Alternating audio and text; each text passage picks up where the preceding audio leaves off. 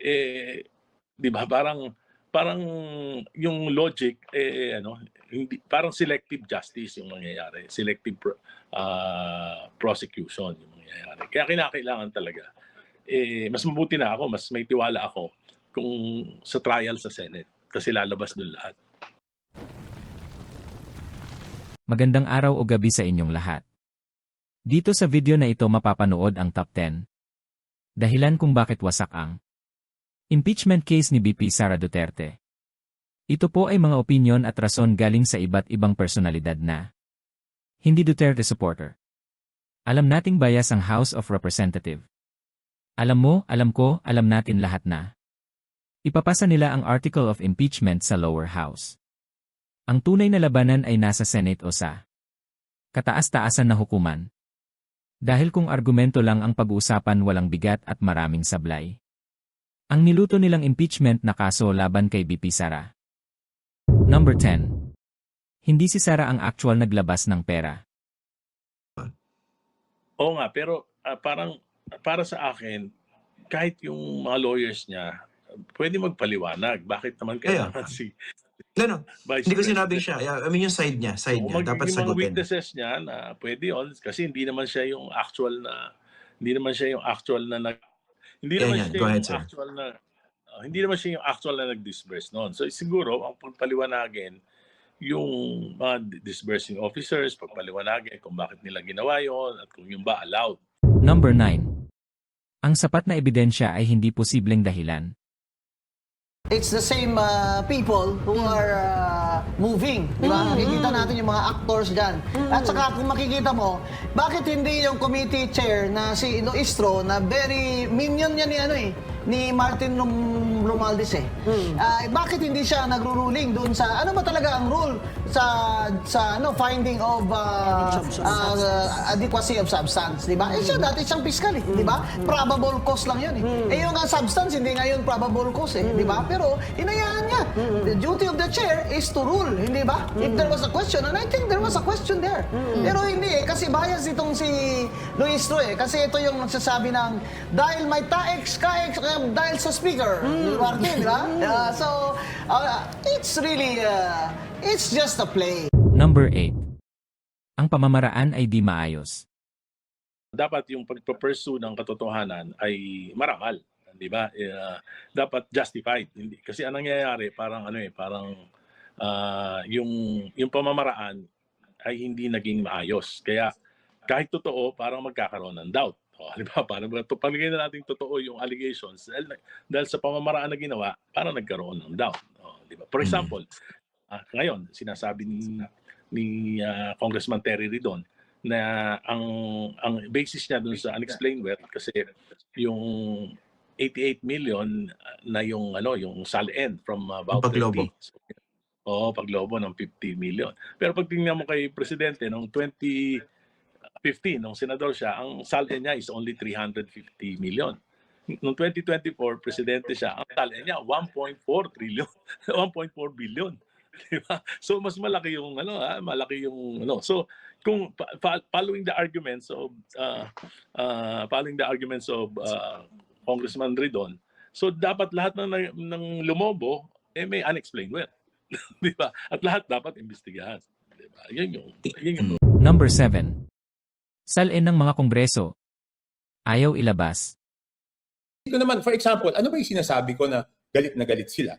Galit na galit sila nung napag-usapan yung SALN. Ang sabi ko lang naman is, napaka-ipokrito naman ng House of Representatives na yung binubusisi yung SALN, yung mismong SALN ng mga congressmen, ayaw naman nilang ilabas, di ba? So, di ba?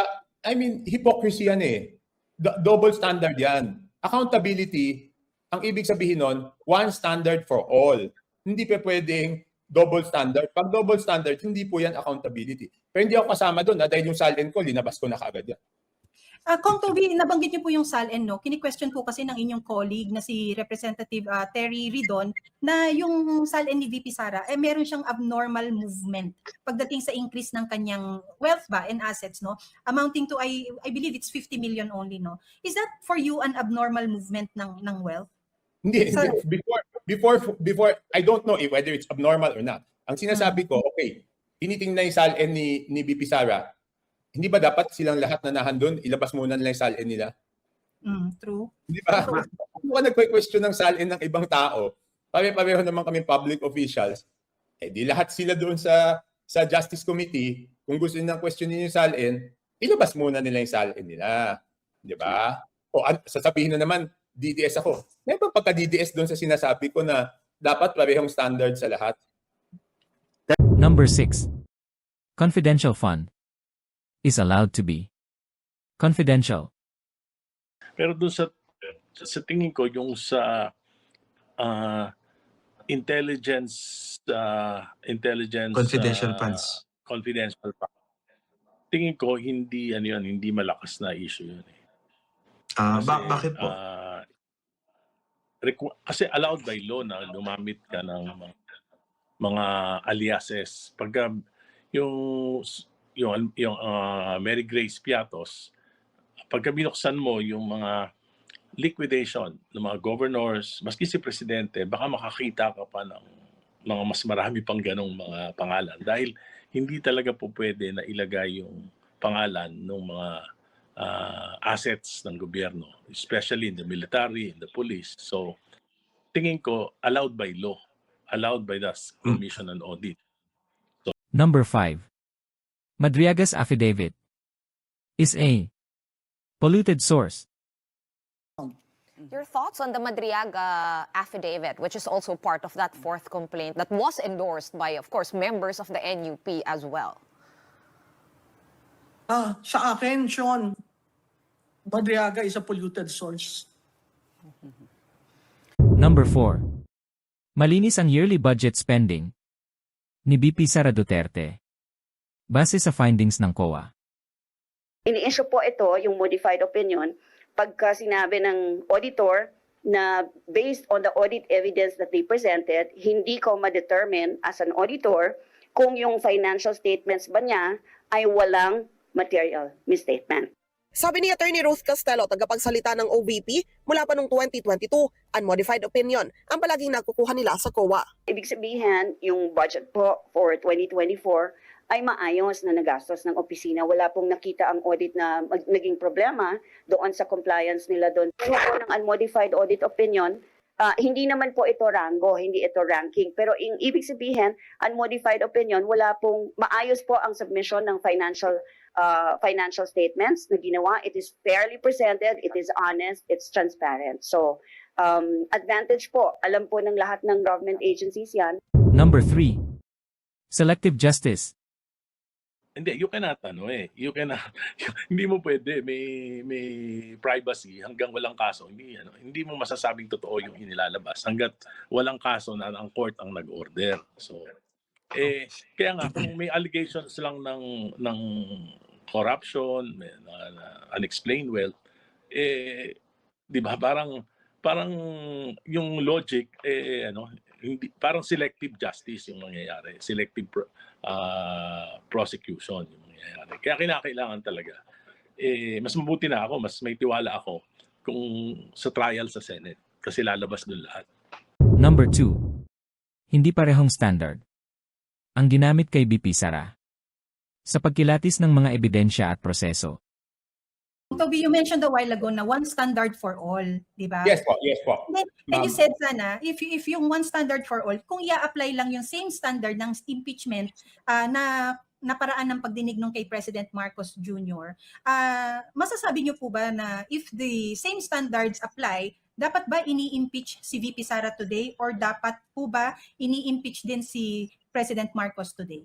Okay, if the same standards were held, dapat, no? Pero hindi naman ako makaboto at napagbotohan na yan, my humble opinion is dapat insufficient in substance din yung kay VP Sara. Kung same standards ang ginamit doon kay BBM. And in fact, doon po kay BBM ako'y bumoto na insufficient in substance yung impeachment na yun. So my humble opinion is that dapat insufficient in substance din itong kay VP Sara. Number 1. Hearing and trial are not the same. Possible double jeopardy. At syempre ang number 1, Ay yung aking opinion. Makababayan, pwede po akong mali dito. Hindi po ako lawyer. Ito ay sarili ko lang obserbasyon. Base sa Constitution natin. Accountability of Public Officers. Section 3. Paragraph 2. Wala po diyan nakalagay na trial. Ang trial po at hearing ay hindi po pareho. Malinaw na nakasulat dito ay hearing at hindi trial. Yung gagawin nila sa March 25 ay isang mini-trial. Therefore, a trial is a trial whether mini man yan. Bago sila magboto sa plenaryo, ang gagawin ng Committee of Justice ng House ay mag-conduct ng hearing. The committee, after hearing, and by majority vote of all its members shall submit its report to the House. Wala po diyan nagbibigay kapangyarihan na mag-conduct ng trial. Ito ay aking obserbasyon lang. Pwedeng mali ako dito. Ayos lang. Kasi po pag trial po yan, yung nag-aakusa at nagdedepensa ay magprepresenta na ng kanyang-kanyang ebidensya. Magkakaroon ng trial uli sa Senate pag pinasa na nila pagkatapos ng 1/3 vote.